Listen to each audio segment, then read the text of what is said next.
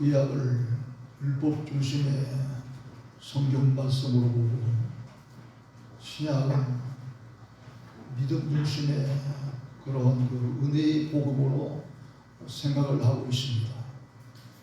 그런데 오늘 본문 말씀 창세기서 3장 14절로 15절에 있는 말씀을 가지고 전혀 생각밖의 제목을 구약의 복음이라 하는 그러한 은혜의 말씀으로 증거하고자 합니다. 왜 이렇게 본문을 가리켜서 구약 중에 복음이라고 일컫는지 말씀 듣는 가운데 깨달음이 그런 역사가 여러분의 심령 위에 함께 하시기를 주님의 이름으로 축원합니다. 본문은 하나님께서 하와를 유혹하여 선악을 알게 하는 나무의 열매를 따먹게 한 뱀에게 내린 저주의 말씀입니다. 하나님께서는 이 하와라고 하는 인간을 유혹한 뱀에게 가장 가혹한 저주와 벌을 내리셨습니다. 종신토록 해로 기어다니게 하고 또 흙을 먹고 살게 하셨습니다. 또 뱀은 여자의 후손의 발꿈치를 물지만 여자의 후손은 뱀의 머리를 상하리라고 하셨으니 뱀을 죽여버리게 될 것이라고는 말씀입니다.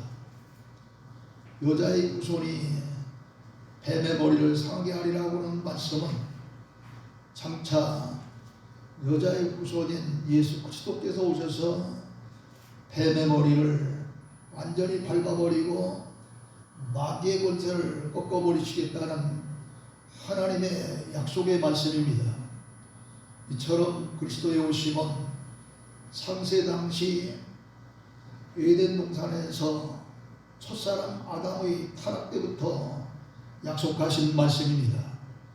하나님께서는 죄에 대한 당연한 처벌을 내리시는 중에서도 저들의 후손을 구원하시기 위해 그리스도를 보내실 계획을 미리 약속해 주신 것입니다.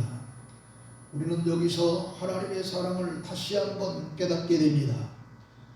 마귀는 일시 에덴 동산에서 하와를 유혹하여 승리한 것처럼 이렇게 보여지지만 결국 여인의 후손인 그리스도께서 오셔서 마귀의 권세와 머리를 밟으시고 십자가로 승리하신 것입니다. 그러므로 본문의 말씀은 하나님께서 뱀에게 내리신 가혹한 저주의 내용이지만 그 속에 그리스도의 복음이 들어있으므로 구약의 복음인 것입니다. 우리는 종종 불의가 승리하고 정의가 패배하는 모습을 봅니다. 그렇게 어떤 사람은 진리와 정의가 어디가 있느냐, 신센 놈이 이 세상에서는 최고다, 제일이다라고 말들을 합니다. 그러나 불의와 마귀는 일시적으로 승리하는 것 같으나 결국은 파멸하고 맙니다. 하나님이 살아계시기 때문입니다.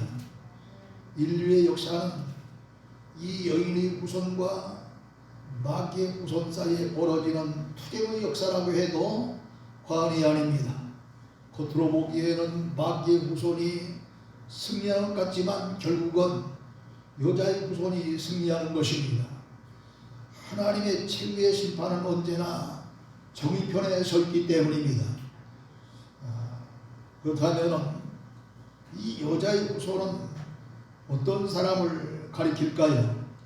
세상에서는 모든 자손을 남자의 후손이라 말합니다. 그러나 성경은 여자의 후손이 이 세상에 오실 것이라고 이렇게 말씀하시며 그가 마귀의 머리를 상하게 하리라고 했는데 그 여자의 후손은 처녀의 몸에서 탄생하실 예수 그리스도를 가리킵니다.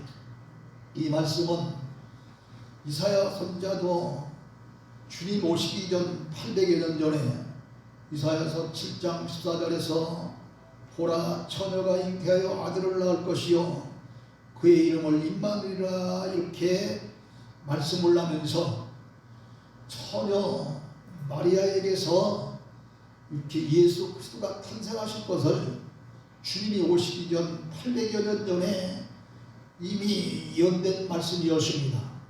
또 이사야 53장에 보면은 그 예수님께서 태어나셔서 갖가지 고난과 고통을 당하실 것을 예언했습니다. 또 신약성경 마태복음 1장 18절 25절에 보면은 예수님의 어머니 마리아와 약혼 중에 있었던 남자가 있었으니 그가 바로 요셉이라고 하는 남자였습니다. 그런데 전혀 자기는 약혼 중에 있는 마리아와 동침한 사실이 없는데 갑자기 소문이 들려왔습니다. 마리아가 임신했다고 하는 그런 소문이 이 마리아와 약혼 중에 있던 요셉이라고 하는 청년에게 들려온 것입니다. 근데 이 요셉은 굉장히 의로운 사람이었습니다. 그렇기 때문에 비록 자기 모르게 어떤 남자와 동침을 해서 마리아라고 하는 약혼녀가 이렇게 임신을 했는지 모르지만 그를 내쫓을 수도 없고 또 그렇다고 해서 받아들일 수도 없고 요즘 말로 죽일 수도 없고 살릴 수도 없고 얼마나 고민이 되었는지 모릅니다. 그러다가 그런 의로운 그런 요셉이었는지라 남모르게 가만히 끊고자 했습니다. 그런데 어느 날 죄사자가 꿈 가운데 견몽하여 다윗의 자손 요셉아 내 안에 마리아 내려오기를 무서워하지 말라. 그에게 잉태된 자는 성령으로 된 것이니라 하는 말씀을 해주십니다. 이런 꿈 가운데 견몽한 죄사자의 이야기를 듣고서 이 의로운 마리아는 그 말씀을 믿음으로 받아들이고 끊으려고 했던 마리아를 자기 집으로 내려와서 이 아들을 낳기까지 동침치 아니하고 가만히 있다가 아들을 낳은 후에 그 이름을 예수라 그랬습니다. 이렇게 해서 여인의 후손인 예수 그리스도가 탄생하신 줄로 믿으시기를 바랍니다. 이제 이 본문은 메시아를 보내시겠다고 하는 복음의 말씀입니다. 간교한 마귀인 뱀은 잔인하게 아담과 하와를 넘어뜨리고 기뻐 뛰며 이제 자기의 종으로 만들려고 했으나 하나님은 이 마귀를 향하여 머리통을 짓밟아 박살낼 완전한 승리자가 여자의 후손에게서 나타날 것을 선포하신 것입니다. 그 말씀이 오늘의 말씀이에요. 마귀와 그 추종자들에게는 이렇게 머리를 짓밟아 박살내겠다고 하는 거는 다시 말하면 죽여버리겠다고 하는 그런 말씀이 얼마나 간담이 써냈겠어요. 그러나 곁에서 듣고 있던 아담과 하와에게는 큰 위로가 되는 말씀입니다. 사단의 노예가 될 수밖에 없었던 인생을 해방해 영원한 자유의 세계로 옮겨 하나님께서 본래 창조하신 모습으로 회복시켜 주시고자 말씀하셨기 때문입니다. 그러므로 창세기서 3장 15절에 있는 말씀은 복음의 내용이 계시된 그런 내용이 말씀입니다. 이렇게 구약의 창세기서 3장 15절에서 약속하신 말씀대로 이 세상에 오신 메시아인 예수 그리스도를 믿을 때 멸망치 아니하고 영생의 축복이 주어지기 때문입니다. 그러므로 요한복음 3장 16절에 보면 하나님이 세상을 이처럼 사랑하사 이제 독생자를 주셨으니 그랬는데 그 이야기는 창세기서 3장 15절에서 말씀하신 여인의 후손인 하나밖에 없는 독생자 예수 그리스도를 주셨으니 하는 말씀이에요. 이는 그를 믿는 자마다 멸망하지 않고 영생을 얻게 하려 하심이라 그랬습니다. 그러므로 창세기서 3장 15절에서 약속하신 그런 그 여인의 후손이 나타나서 이 뱀의 머리를 상하게 할 것이라고 하는 이야기는 바로 예수 그리스도께서 태어나셔서 이제 마귀의 이 뱀의 그런 머리를 짓밟으니 완전히 멸망시키려고 하는 그런 복음의 말씀인 것입니다. 여인의 후손으로 오신 예수 그리스도는 십자가에 달려 돌아가셨으나 사흘 만에 사망과 음부와 마귀의 권세를 다 이기시고 부활 승천하셨기에 발꿈치를 물린 정도의 상함을 당한 것에 불과한 것입니다. 만약에 예수님께서 발꿈치를 물린 정도의 그런 그 상함을 당하지 아니하고 나중에 예수님께서 뱀의 머리통을 치는 것처럼 머리통을 마귀로부터 뱀으로부터 후손을 받게 됐다고 한다면 예수님 완전히 죽고 살아나지 못했을 거예요. 근데 발꿈치를 상하게 했기 때문에 이렇게 다시 사흘 만에 부활하시고 또 감람산에서 승천하셨기에 그저 없어져도 그저 별로 대단한 그런 것이 아닌 발꿈치를 물린 정도의 상함을 받으셨다. 그렇게 성경은 말씀한 것입니다.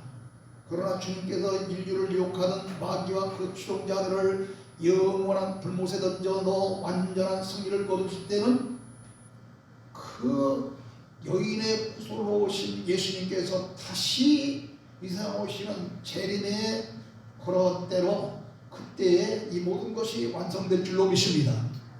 그 다음에 내가 너로 여자와 원수가 되게 하고 네 후손도 여자의 후손과 원수가 되게 하리라는 말씀은 무슨 뜻일까요? 뱀과 여자가 원수가 되게 한다는 말씀은 뱀과 사람과 원수가 되게 한다는 말씀입니다. 꼭 여자만이 아니라 모든 사람과 원수가 되게 한다는 말씀입니다. 여러분 계시록 12장 9절에 보면은 큰 용이 내어 쫓기니 옛뱀, 그러니까 옛뱀이라고 하는 이야기는 창세기서 3장 1절에 등장하는 바로 하와를 유혹해서 선악을 알게 하는 나무의 열매를 따먹게 한 그 뱀을 가리킵니다. 큰 용이 내어 쫓기니 옛뱀, 마귀라고도 하고 사탄이라고도 하며 온 천하를 꿰는 자라 그랬습니다. 그러므로 뱀은 네 꼬리를 치면서 이렇게 돌아다니며 사람 무는 그런 뱀뿐만 아니라 다른 이름으로 하면 마귀라고도 하고 사탄이라고도 하고 온 천하를 꿰는 자라고도 하는 그런 그 악령이라는 이야기입니다. 지금. 자, 그러므로 뱀은 사탄을 대표하는 자이고 사람은 하나님 편에서 선 사람을 말하며 이들이 서로 원수가 되어 대결하고 투쟁하게 될 것을 말씀하신 것입니다. 인류의 역사는 이 말씀과 같이 하나님과 사탄의 투쟁이요 선과 악의 투쟁이요 대로부터 가정, 사회, 국가와 민족에 이르기까지 하나님 편에 속한 자들과 사탄의 편에 속한 자들이 투쟁입니다. 여러분 이번에 화물연대 그 투쟁 여러분 보셨지요? 실은 이 화물연대라고 그런 이 차주들이 이제 완전 그런 거 임금을 보장해달라고 이렇게 겉으로 내세웠지만 뒤에서는 미군을 내쫓아라, 한미 동맹을 깨뜨려라, 뭐 이런 걸 외치고 있는 거예요. 이게 완전히 화물연대라고 하는 그런 거, 이 자기들이 그런 거 인권이나 품삯 이런 것을 올려달라고 하는 그럴듯한 이 미명을 가지고 나타났지만 속으로는 엉뚱한 그런 그 이상한 그 야욕이 있었잖아요. 이와 같이 이런 이 뱀이나 사탄이나 마귀나 온천을 꿰는 자는 겉으로는 그럴듯하게 나타나지만 실질적으로는 그렇지 않은 거예요.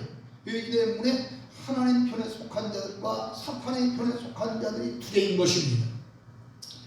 창세기 3장 1절 6절에 보면은 처음에 뱀은 하와라고 하는 여자를 만나자마자 자기가 가장 이 하와와 친한 그런 친구처럼 가자고 말을 걸어옵니다.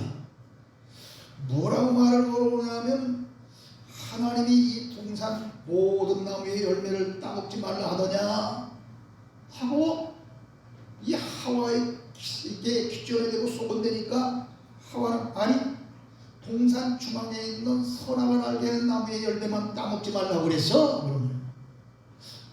그러자 뱀이 다시 그것을 먹는 날에는 너희 눈이 밝아져 하나님과 같이 되어 선악을 알게 될 거야 그럽니다. 여러분, 뱀이 다시 이야기한 이 선악을 알게 하는 나무의 열매를 따먹으면 눈이 밝아져서 하나님과 같이 되어 선악을 알게 될 거라고 한다면 좋은 거예요, 나쁜 거예요? 이렇게만 된다면 좋은 거잖아요. 아니 눈이 밝아지고 눈어도 봐요. 나이 든 분들 눈어도 얼마나 시력이 떨어지고 청력 떨어지고 뭐 힘든지 몰라요. 근데 눈이 밝아져서 이제 하나님처럼 되려고 하니 이거 얼마나 좋은 얘기예요. 이렇게 아니 그걸 먹는 날에는 선악을 알게 하는 나무의 열매를 먹는 날에는 눈이 밝아져서 하나님과 되기 위해서 선과 악을 알게 될 것이라 하는 이런 아주 귀에 쏙 들어오는 말로 유혹을 합니다. 이렇게 뱀이 하와를 유혹함으로 하와는 뱀의 말을 듣고 선악을 알게 하는 나무의 열매를 따먹고 자기 혼자로 끝나지 아니하고 옆에 있는 남편 아담에게 주어 먹게 했습니다. 그러나 결과는 하나님과 같이 된 것이 아니라 부끄러움을 알게 되었고 하나님의 명령을 어긴 죄로 말미암아 두려움이 생겼습니다. 그래서 무화과나무 잎으로 만든 그런 치마를 입고 동산나무 사이에 숨었잖아요. 그게 결과예요. 드디어 여자는 뱀에게 속은 것을 알게 되었습니다. 그래서 뱀과 원수가 될 수밖에 없었습니다. 그러므로 인류와 사탄은 원수지간이 된 것입니다. 인류와 마귀는 원수지간이 된 것입니다. 인류와 뱀은 원수지간이 된 것입니다. 지금. 그래서 뱀의 후손과 여자의 후손도 원수가 되리라 그랬어요. 뱀과 이러한 여자의 후손만 원수가 되는 것이, 여자만 원수가 되는 것이 아니라 그들의 후손도 원수가 되리라 그랬어요. 계시록 12장 9절에 있는 말씀대로 뱀은 마귀요 사탄이요 천하를 꿰는 자이므로 악령들이요 하나님을 따르지 않고 사탄을 따르는 불신자들이요 가인의 후예들이요. 가인이 누굽니까? 하나님 앞에 이제 농사를 지어서 예배할 때에 이 농산물로 하나님 앞에 제물을 드렸고 그의 동생은 양치는 그런 자로 아벨은 양의 새끼를 그리고 그 피름으로 하나님께 예배를 드렸는데 하나님이 믿음으로 예배한 그런 아벨의 그런 제사와 제물을 받고 가인이 드린 제사와 예배를 받지 아니하니까 가인이 씨가 나서 동생 아벨을 쳐 죽이잖아요. 죽이는 일은 사탄의 역사입니다. 이렇게 가인의 후예들이요 육에 속한 자들이요 세상에 속한 자들입니다. 여자의 후손은 여자의 후손은 앞서 첫 번째로 말씀을 드린 예수 그리스도요 나가 예수 그리스도를 믿는 모든 그리스도인들을 말한다고 볼 수 있습니다. 그러므로 사탄을 비롯하여 육에 속한 자들과 예수님과 믿는 성도들이 원수가 된다는 말씀입니다. 이 둘은 모든 면에서 서로 다르며 서로의 생활의 방향이 다르고 목적이 다르므로 영적으로도 서로 원수가 되는 것입니다. 뱀의 후손과 여자의 후손은 계속해서 투쟁해 왔습니다. 처음 에덴 동산에서 아담과 하와를 넘어뜨렸습니다. 사탄은 가인이 마음속에 들어가 앞서 말씀드린 대로 동생 아벨을 쳐 죽였습니다. 이스라엘 민족 지도자들에게도 들어가서 나라를 망하게 했습니다. 예수님이 탄생하셨을 때는 뱀의 후손인 헤롯왕의 마음속에 사탄이 들어가 여자의 후손인 예수 그리스도를 죽이려고 했으나 실패했습니다. 왜냐하면 이 사실을 이미 이제 꿈속에 나타나서 알려주신 자 잠시 동안 애국으로 피난했다 헤롯왕이 죽은 다음에 기록했거든요. 그렇기 때문에 사탄의 계획은 실패했습니다. 이때 실패한 사탄은 예수님이 30년 동안 사생활을 다 마치시고 마지막 3년 동안의 공생에 들어가기 전에 광야에 나가서 금식하며 기도하시잖아요. 그때 이 마귀들은 예수님을 또 시험했습니다. 그러나 여자의 본인 예수 그리스도는 이제 말씀으로 다 물리침으로 말미암아 사탄의 계획은 완전히 실패하여 결국은 쓰러지고 맙니다. 그 다음에는 바리새인 또 사두개인 이런 사람들을 통해서 시대도 예수님을 시험하여 넘어지게 하려고 하는 그런 말꼬투리를 잡기도 하고 뭐 이런 가이사에게 세금을 내는 것이 당신 어떻게 생각합니까? 뭐 이따위 소리를 하고 그러지 않습니까? 또 뭐 주일날 안식일날 안식일날 양이 구덩이에 빠졌는데 그거 어떻게 해야 됩니까? 뭐 그런 그런 물어서 말이죠. 이러면서 막 예수님을 얼마나 시험하는지 모릅니다. 하지만 그때마다 다 예수님이 적당한 비유의 말씀들을 다 승리하십니다.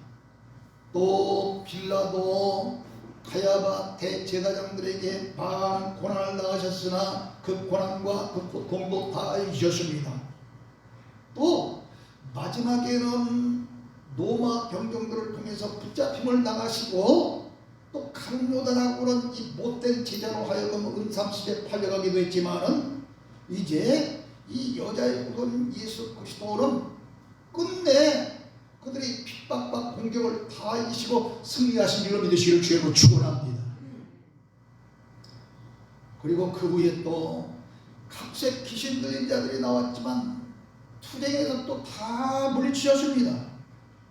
십자가에 못 박히기 전 헬라 사람들을 보내서 십자가의 제물이 되지 못하도록 또 유혹을 했습니다. 그런데 그때도 다 예수님은 승리하십니다. 또 그것으로 끝나지 아니하고 베드로를 통해서 예수님이 예루살렘에 올라가시는 것을 막기도 하고 방해도 했지만 사탄아 물러가라 하면서 또 예수님이 승리하십니다. 그러나 예수님은 이 모든 사탄의 유혹과 공격과 싸워 이기셨던 것입니다. 그러나 때가 되니 십자가에 못 박히심으로 말미암아 희생제물이 되어졌습니다. 이때 사탄의 도구인 뱀의 후손이 여자의 후손인 예수님의 발꿈치를 문 것으로 창세기서 3장 15절에서 그렇게 말씀한 거예요. 그래서 상처가 나고 또 피를 흘리며 돌아가셨습니다. 그러나 이것은 발꿈치를 물린 것에 불과한 것입니다. 여러분, 뱀이 여러분의 발꿈치를 물었다고 해서 여러분이 죽을까요? 안 죽습니다. 뱀이 팔 정맥을 모르면 혹시 몰라. 근데 발꿈치는 정맥도 없어. 뒤꿈치 정맥이 뭐 있어요? 굳은 살만 있지. 그러니까 예수님이 실질적으로 십자가에 양손 양발이 못이 박히고 옆구리에 창을 맞으셨지만 이런 정도는 발꿈치를 물린 것에 불과하다 하는 그런 뜻으로 발꿈치를 상하게 하신다고 그렇게 한 거예요.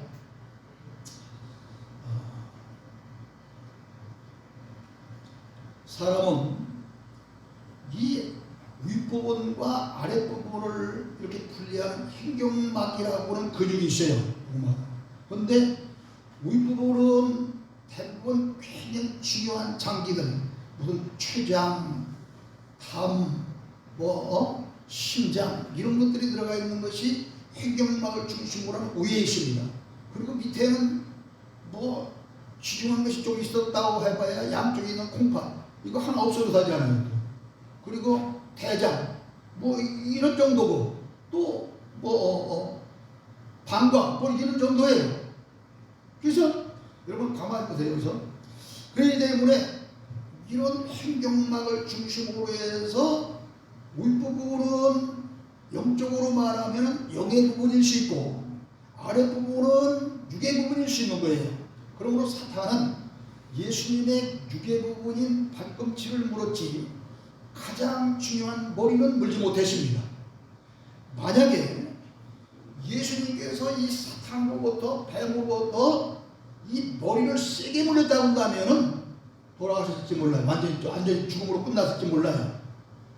그래서 예수님은 이렇게 머리를 물리지 아니하고 주요 이 부분을 물리지 아니하고 발꿈치 정도만 물린 정도로 되었기 때문에 사흘 만에 다시 살아나서 40일 동안 다시 사역을 하시다가 감람산 위에서 많은 사람들이 보는 가운데 승천하신 후 하늘나라에 올라가셔서 요한복음 14장 2절에 있는 말씀대로 우리가 영원토록 산 거처를 지금 예비신전 이르시기를 주님의 이름으로 축원합니다.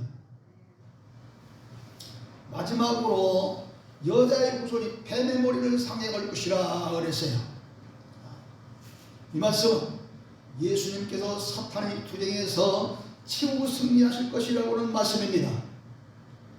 뱀의 후손인 사탄은 여자의 후손인 예수 그리스도의 육의 부분인 발꿈치를 물었으므로 예수님은 다시 살아날 수 있었지만 여자의 후손인 예수 그리스도께서 사탄인 그리고 마귀라고 하는 이 뱀을 칠 때는 영의 부분인 이 머리를 상하게 하심으로 사탄은 결국 죽어 영원히 멸망하게 되는 것입니다. 그러므로 계시록 20장 2절로 3절에 보면은 용을 잡으니 곧 뱀이요, 또 창세기에서 3장 1절에 나온 하와를 유혹하고 이 하와는 아담을 유혹해서 선악을 알게 하는 나무의 열매를 따먹게 한 그 뱀 얘기가 또 나와요.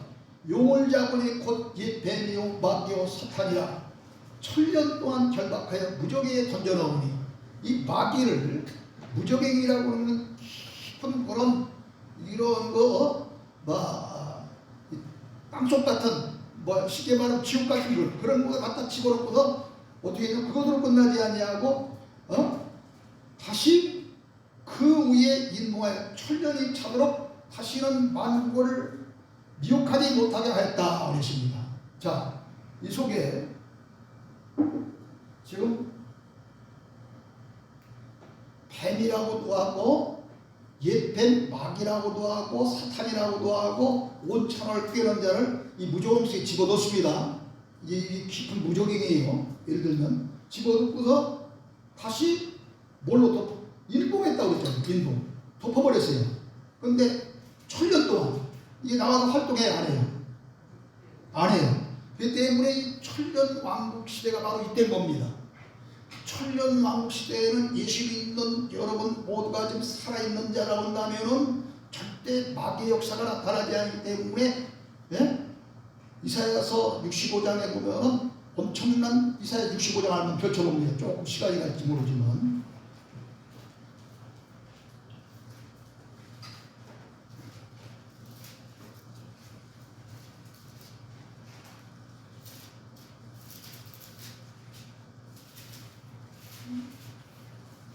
65장 17절 보세요.